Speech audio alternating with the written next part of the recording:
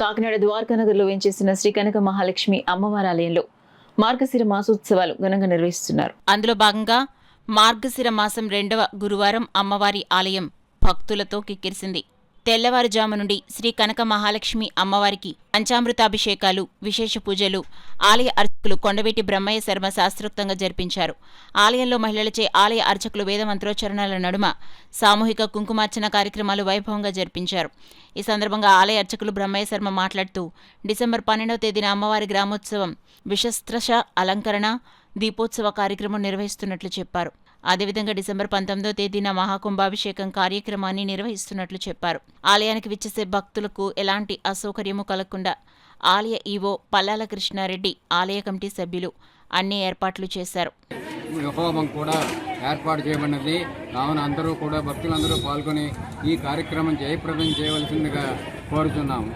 ఇది 12, 20, 25 శుక్రవారం రోజున శ్రీ కనకమహాలక్ష్మి అమ్మవారికి ఉదయం ఊరేగింపు కార్యక్రమము, సాయంత్రం దీపోత్సవ కార్యక్రమం జరగబడుతుంది. కావున భక్తులందరూ ఈ దీపోత్సవ కార్యక్రమంలోనూ పాల్గొని శ్రీ కనకమహాలక్ష్మి వారి కృపకు పాత్రలు కావాల్సిందిగా కోరుతున్నాము. ఇవి 19, 12, 20, 25 శుక్రవారం రోజున శ్రీ కనకమహాలక్ష్మి వారికి మహాకుంభాభిషేక కార్యక్రమం జరగబడుతుంది. ఆ రోజు ఉదయం 6 గంటల నుండి భక్తులు తమ స్వహస్తములతో, మంచినీటితో, పంచామృతములతో, సుగంధ ద్రవ్యములతో స్వయముగా అభిషేకించే మహత్తరమైనటువంటి అవకాశం కలదు. కావున అందరూ కూడా ఈ కార్యక్రమంలో పాల్గొని అమ్మవారిని స్వయముగా అభిషేకించి అమ్మవారి కృపకు పాత్రలు కావాల్సిందిగా కోరుతున్నాము. అదే రోజు ఉదయం 11 గంటలకు శ్రీ కనకమహాలక్ష్మి వారి ఆలయం వద్ద అన్నదాన కార్యక్రమం కూడా ఏర్పాటు చేయబడినది.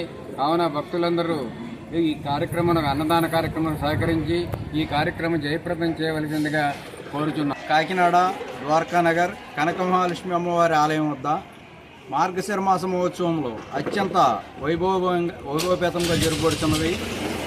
అలాగే ఈ నెల 19వ తారీఖున అనగా శుక్రవారం నాడు శ్రీ కనకమహాలక్ష్మి అమ్మవారికి మహాకుంభాభిషేక కార్యక్రమం జరగబడుతున్నది. మహాకుంభాభిషేక కార్యక్రమం అనంతరం భక్తులు ఇచ్చినటువంటి విరాళాలతో భారీ ఎత్తున అన్న సమారాధన కార్యక్రమం ఏర్పాటు చేయడం అనేది భక్తులు తమ శక్తి కొలది ఈ అన్న సమారాధనకి విరాళాలు ఇవ్వవలసిందిగా కోరుచున్నాం.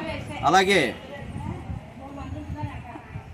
12వ తారీఖున అష్టలక్ష్మి హోమం జరగబడుచున్నది.